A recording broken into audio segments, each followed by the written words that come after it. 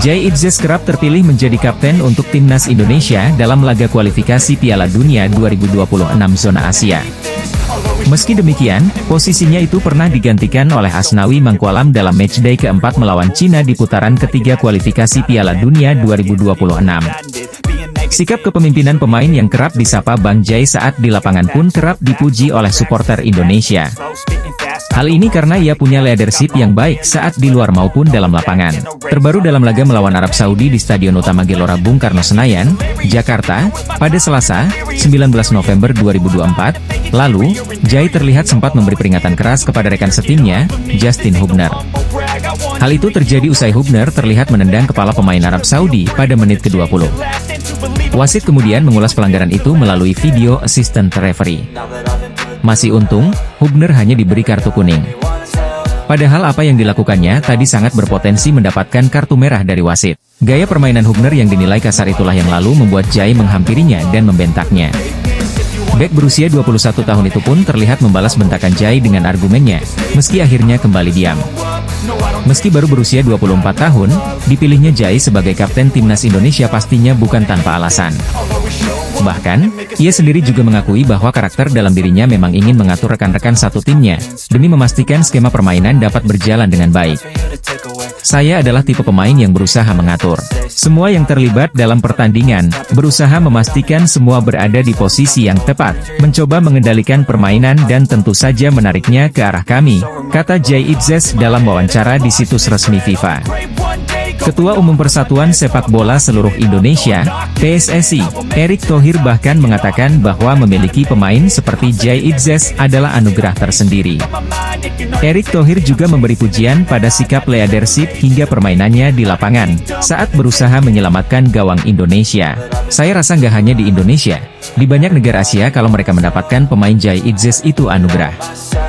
Karakternya baik, leadershipnya luar biasa. Permainannya juga beberapa kali dia menyelamatkan posisi-posisi genting di gawang, ujar Erick Thohir. Erick juga menyebut, bahwa Jay yang juga bermain di Serie A, yakni liga terbiak nomor 2 di dunia saat ini, memiliki skill yang mumpuni sebagai seorang kapten. Mumpuni, jadi ya kita harus percaya ya hari ini dia kaptennya, ujar Erick. Erick juga memuji cara komunikasi Jay, baik kepada rekan-rekan setimnya maupun supporter yang ada di lapangan. Hal itu dinilai oleh ketum PSSI tersebut sebagai suatu faktor yang baik juga untuk timnas Indonesia. Disinggung soal bagaimana kekompakan antara pemain lokal dengan naturalisasi di skuad Garuda semakin kompak, Erick mengaku bahwa ia tidak pernah mendengar situasi tidak mengenakan. Bek timnas Indonesia, Kevin Dix belak-belakan mengundang para jurnalis Denmark untuk menonton laga timnas Indonesia versus Bahrain di Stadion Utama Gelora Bung Karno alias Stadion GBK. Hal itu diungkapkan Kevin Dix jelang memperkuat timnas Indonesia di matchday ke-7 dan ke-8 grup C putaran ketiga kualifikasi Piala Dunia 2026 zona Asia pada Maret 2025 mendatang.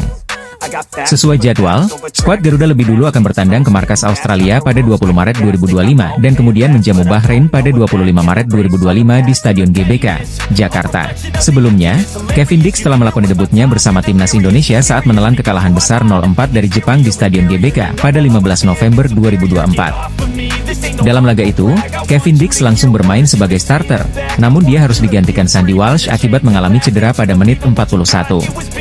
Cedera yang dialami sang pemain milik FC Copenhagen itu diakibatkan adanya benturan dengan salah satu pemain Jepang, Kaoru Mitoma.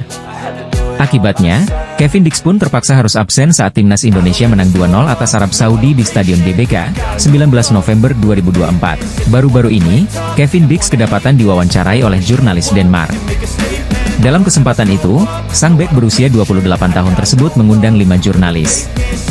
Kevin Dix meminta kelima jurnalis di Parken untuk hadir langsung ke Stadion GBK dalam menyaksikan laga panas antara timnas Indonesia versus Bahrain. Dia ingin mereka merasakan langsung atmosfer luar biasa di Stadion GBK yang akan sangat bergemuruh oleh sorakan para supporter timnas Indonesia.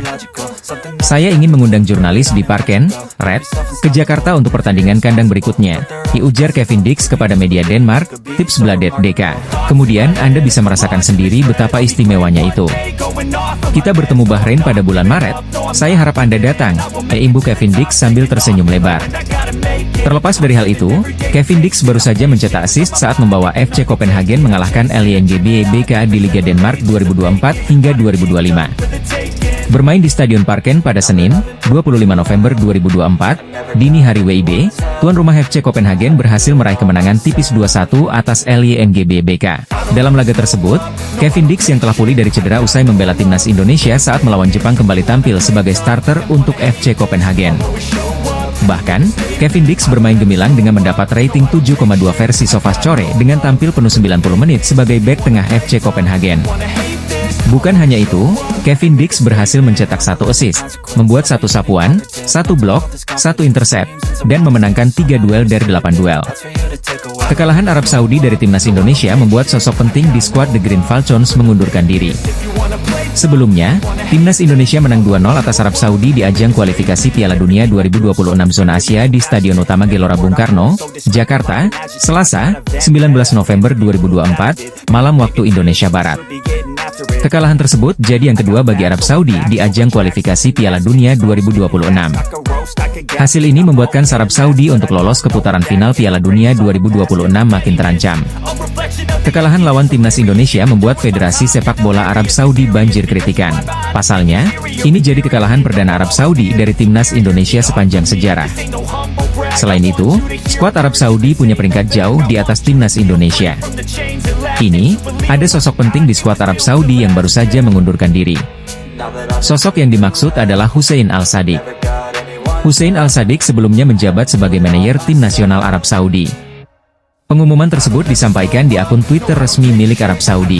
Manajer tim nasional Hussein Al-Sadiq meminta maaf kepada Dewan Direksi Federasi Sepak Bola Saudi karena tidak melanjutkan posisinya di tim nasional selama periode mendatang, ditulis akun resmi tim nasional Arab Saudi di Twitter. Menyampaikan terima kasih kepada Dewan Direksi Federasi Sepak Bola Saudi untuk periode yang lalu di mana dia bekerja.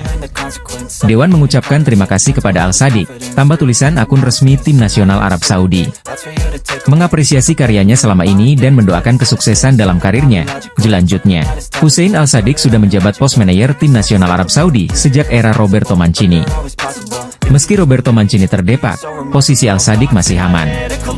Meski begitu, Al-Sadiq benar-benar mengundurkan diri usai kekalahan dari timnas Indonesia.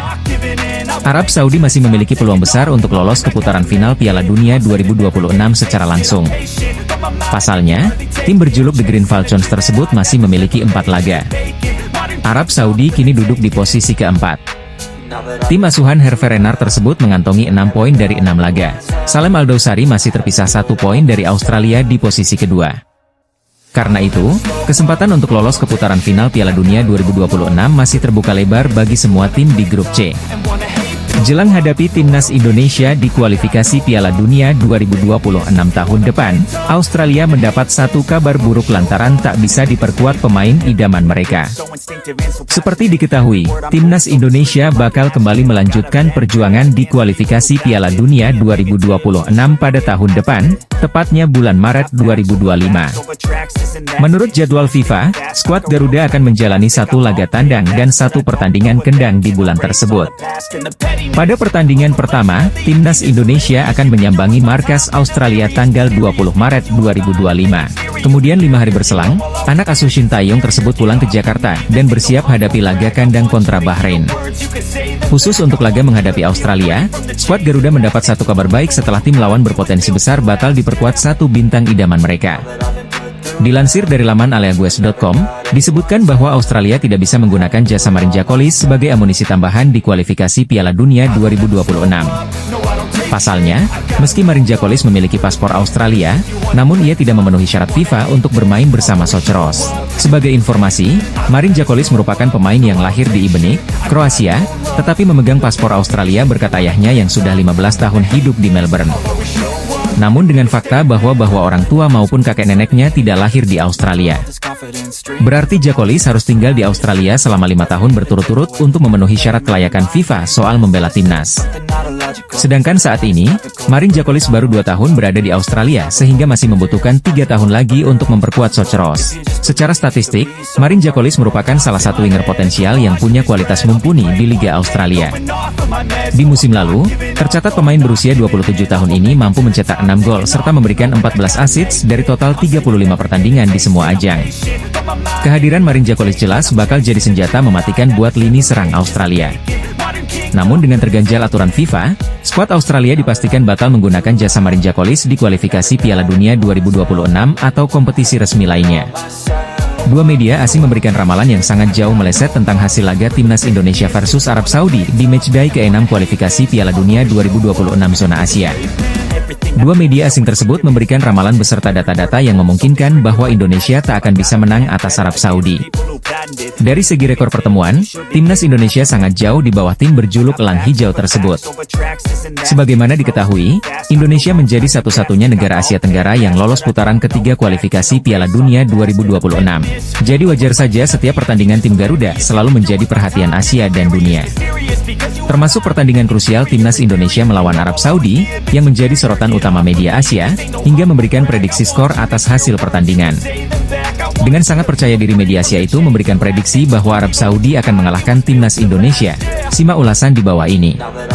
Tim Garuda sukses mengalahkan Arab Saudi 2-0 di Stadion Utama Gelora Bung Karno dalam matchday ke-6 kualifikasi Piala Dunia 2026 putaran ketiga. Selasa, 19 November 2024. Marcelino Ferdinand menjadi bintang dalam laga ini lewat dua golnya yang bersarang ke gawang Arab Saudi. Kemenangan fantastis ini juga membuat Timnas Indonesia naik peringkat ketiga klasemen grup C dengan mengoleksi 6 poin. Kemenangan Timnas Indonesia atas Arab Saudi membuat media asing malu. Media pertama yang memberikan ramalan ke Timnas Indonesia adalah media yang berasal dari India.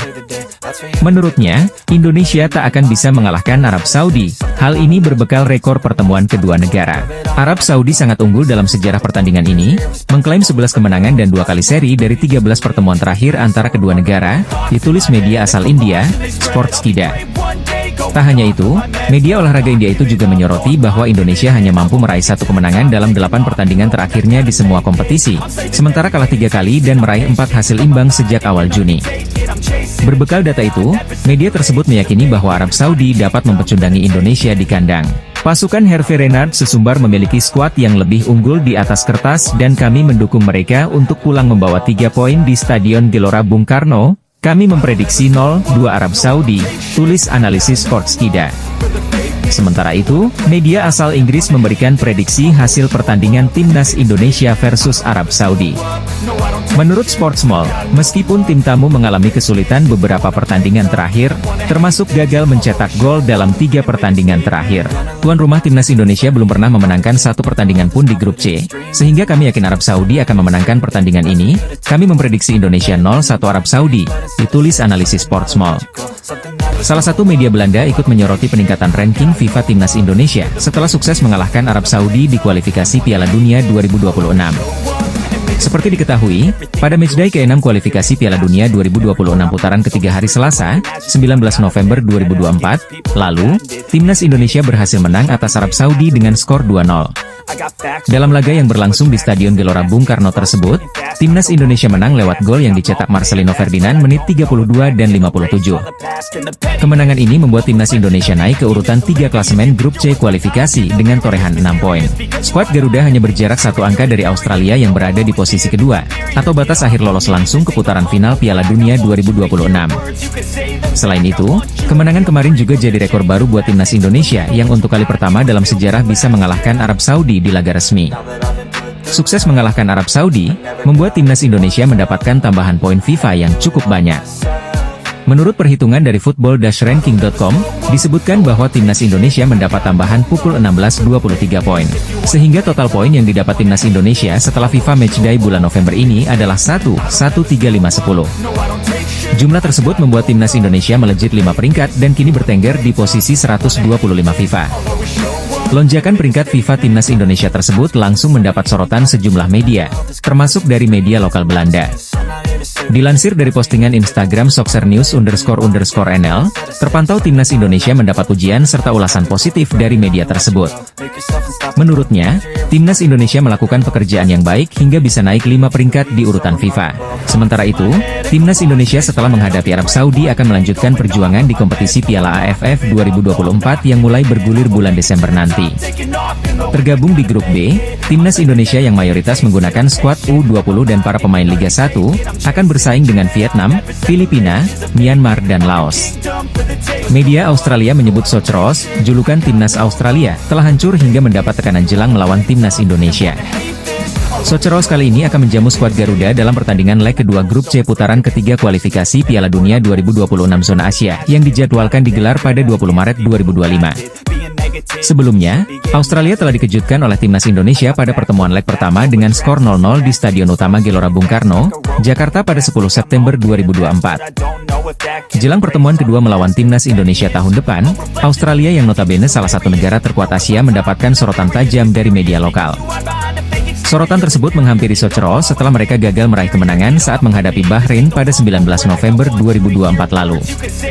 Ketika timnas Indonesia menang 2-0 atas Arab Saudi, Australia justru ditahan imbang 2-2 oleh Bahrain setelah sebelumnya sempat memimpin. Semuanya dimulai dengan baik ketika Kusini Yengi mencetak gol cepat dengan hanya 38 detik atau gol tercepat yang dicetak Australia sejak 2013. Namun mereka di-comeback oleh Bahrain 1-2 sebelum Yengi menjadi pahlawan dengan gol keduanya di menit ke-95 untuk mencuri 1 poin bagi Australia.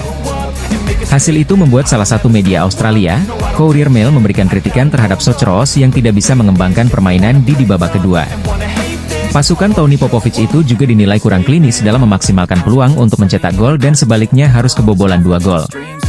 Karena itu, media Australia tersebut mengklaim Soceros asuhan Tony Popovic berada di posisi ujung tanduk dan berpotensi gagal lolos ke Piala Dunia 2026. Meski pada laga berikutnya, Australia masih akan menjamu timnas Indonesia pada 20 Maret 2025 dan 5 hari berselang melawat ke markas Cina. Tim Soceros hancur berantakan dalam situasi yang membuat kualifikasi Piala Dunia mereka berada di ujung tanduk, bunyi pernyataan media Australia, Courier Mail dalam artikelnya.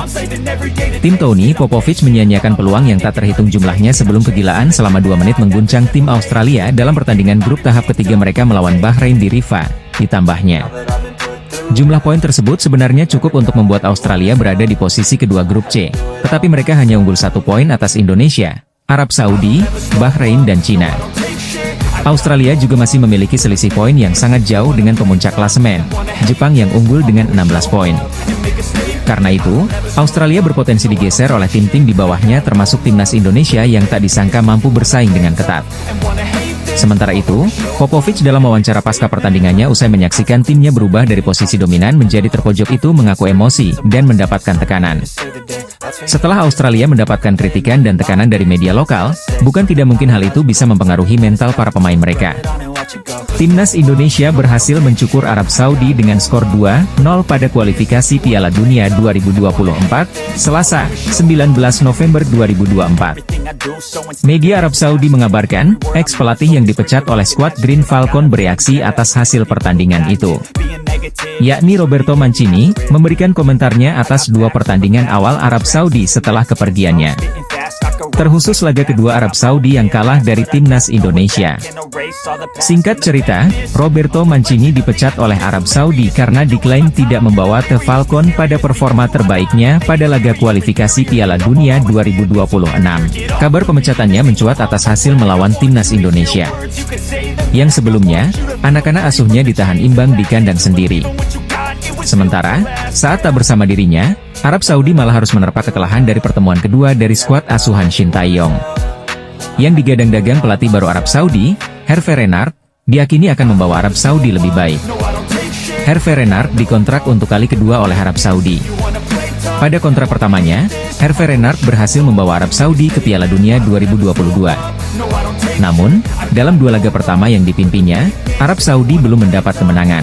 Sebelum ditumbangkan timnas Indonesia, Arab Saudi dipaksa berbagi poin dengan Australia. Melansir media Arab Saudi Sport 360, statement Roberto Mancini disebut sebagai ucapan provokator untuk menyulut api emosi supporter timnas Arab Saudi. Ditulis oleh media itu, Roberto Mancini memberikan tanda like pada postingan akun timnas Arab Saudi yang menginformasikan hasil laga melawan timnas Indonesia. Pelatih asal Italia itu memberi tanda like pada postingan akun timnas Saudi di situs jejaring sosial Instagram. Mancini mengagumi kekalahan Arab Saudi, tulis Sport 360, dilansir Jumat, 22 November 2024. Media tersebut menilai, dengan like yang diberikan, menunjukkan Roberto Mancini mengagumi kekalahan Arab Saudi dari timnas Indonesia. Penampilan impresif timnas Indonesia yang sukses mengalahkan Arab Saudi, terus mendapat pujian termasuk taktik jenius milik pelatih Shin Tae-yong. Dalam matchday ke-6 kualifikasi Piala Dunia 2026 hari Selasa, 19 November 2024, lalu, Timnas Indonesia berhasil membuat kejutan dengan taklukan Arab Saudi. Bertanding di Stadion Gelora Bung Karno, 2 gol dari Marcelino Ferdinand jadi kunci keberhasilan skuad Garuda raih kemenangan perdana di putaran ketiga kualifikasi kali ini. Selain jadi kemenangan perdana di kualifikasi Piala Dunia 2026 putaran ketiga, hasil kemarin juga membuat Timnas Indonesia untuk kali pertama dalam sejarah bisa mengalahkan Arab Saudi. Tak heran jika penampilan impresif Timnas Indonesia tersebut mendapat banyak sorotan, termasuk salah satu pemain asal Spanyol, Roger Bonet Badia. Dalam cuitan di media sosial resminya, bek berusia 29 tahun tersebut memuji taktik jenius yang dipakai Shin Tae-yong untuk meladeni perlawanan Arab Saudi. Menurutnya, keputusan Shin Tae-yong yang mengorbankan satu pemain di lini depan untuk meningkatkan daya bertahan, sukses membuat Garuda menghentikan serangan tim tamu. Timnas Indonesia bertahan dengan formasi 5-4-1 saat melawan Jepang, tetapi hari ini beralih ke formasi 5-3-2 saat melawan Arab Saudi, tulis Roger Bonet. Shin Tae-yong mengorbankan satu pemain untuk bertahan lebih dalam guna menambah pemain lain yang lebih tinggi di lapangan untuk transisi menyerang. Itu berhasil dengan baik, tambah pemain yang musim ini memperkuat PSIS Semarang tersebut. Indonesia defended in A541 formation against Japan but switched to A532 setup today against Saudi Arabia. Sebagai informasi, dalam laga menghadapi Arab Saudi kemarin pelatih Shin Tae-yong memang memaksimalkan peran gelandang dan pemain bertahan untuk melakukan fast break. Mengandalkan umpan akurat dari Tom Haye dan kecepatan Kelvin Verdong, beberapa kali Timnas Indonesia berhasil menembus pertahanan Arab Saudi lewat skema serangan balik. Meski jumlah tembakan dan ball possession Timnas Indonesia kalah dari Arab Saudi, namun dari segi shoot on target alias tembakan ke mengarah ke gawang, skuad Garuda unggul jauh ketimbang The Green Falcons. Ini menandakan bahwa serangan Timnas Indonesia jauh lebih berbahaya dan mengancam ketimbang Arab Saudi. Sementara itu, setelah laga menghadapi Arab Saudi, anak asuh Shin Tae-yong bakal kembali ke klub masing-masing dan menanti matchday ke-7 bulan Maret tahun depan. Menurut jadwal FIFA, skuad Garuda akan bertemu dengan Australia di pertandingan tandang pada 20 Maret 2025. Timnas Indonesia diprediksi bisa memberikan kejutan di putaran ketiga kualifikasi Piala Dunia 2026 zona Asia. Timnas Indonesia sukses mengunci kemenangan dengan skor 2-0 saat berhadapan dengan Arab Saudi di Stadion Utama Gelora Bung Karno pada Selasa malam. Tambahan 3 poin membuat Indonesia sementara naik di posisi ketiga klasemen. Di sisi lain, laga Australia melawan Bahrain berakhir dengan skor imbang 2-2 yang membuat jarak mereka dengan Socceroos hanya 1 poin. Nantinya hanya 2 tim terbaik yang lolos otomatis ke Piala Dunia 2026 dan posisi ketiga dan 4 melaju ke babak selanjutnya. Jurnalis media global asal Amerika, ESPN, Gabriel Tan, memberikan tanggapannya terkait kondisi Timnas Indonesia. Kemenangan atas Arab Saudi menjadi momentum besar bagi skuad Garuda. Hasil ini akan membuat mereka datang dengan kepercayaan diri saat melawan Australia dan Bahrain pada bulan Maret tahun depan. Terlepas dari kekalahan atas Jepang, ya Indonesia jadi tim paling mengesankan, adalah jawaban yang paling mudah. Terlebih lagi setelah kemenangan luar biasa pada hari Selasa atas Arab Saudi, kata Gabriel dilansir dari laman ESPN. Performa Indonesia sebenarnya cukup baik sebagai perwakilan dari ASEAN. Mereka sukses menahan imbang Arab Saudi, Australia, dan Bahrain sebelum akhirnya tumbang dari Cina dan Jepang. Kekalahan dari Bahrain juga cukup kontroversial karena sebelum itu, mereka layak mendapatkan banyak pujian, kata Gabriel. Namun meraih hasil imbang melawan tim yang lebih hebat bukanlah sesuatu yang belum pernah mereka lakukan, imbuh Gabriel. Sebagai tim yang tidak diunggulkan, selalu ada kemungkinan untuk membuat frustasi para pemain, meskipun mereka merasa tidak beruntung, Gabriel menegaskan. Karena tidak dapat meraih kemenangan saat menghadapi Bahrain, dengan seluruh negara menangis karena tambahan waktu yang diberikan setelah menit ke-90, yang membuka jalan bagi gol penyeimbang dari Bahrain, dilanjut Gabriel. Gabriel menambahkan, ini menjadi alarm bagi tim lain bahwa skuad Garuda bisa jadi ancaman nyata. Namun, mereka harus hati-hati karena lawan di babak kualifikasi ini tidak bisa dipandang sebelah mata, karena memiliki ranking FIFA lebih baik. Tidak mungkin bagi Indonesia untuk tidak terbawa suasana. Dan mereka boleh bermimpi, namun dengan tetap berhati-hati. Mereka baru berada di awal perjalanan ini. Jadi mungkin saja 2026 akan menjadi siklus Piala Dunia yang terlalu cepat bagi mereka, ditutup Gabriel. Pelatih Bahrain Dragan Talajic menyatakan timnya kini bersiap menghadapi Jepang dan timnas Indonesia dalam laga kualifikasi Piala Dunia 2026 di bulan Maret. Ia menyebut dua pertandingan ini sebagai laga sulit. Bahrain harus puas bermain imbang 2-2 lawan Australia. Hasil imbang tersebut membuat Bahrain kini tertahan di peringkat kelima. Meski demikian, Bahrain masih punya peluang besar untuk lolos ke Piala Dunia dan bisa menentukan nasib mereka di tangan sendiri. Syaratnya, mereka harus memetik hasil bagus di 4 laga tersisa. 2 laga Bahrain di bulan Maret adalah laga tandang lawan Jepang dan timnas Indonesia.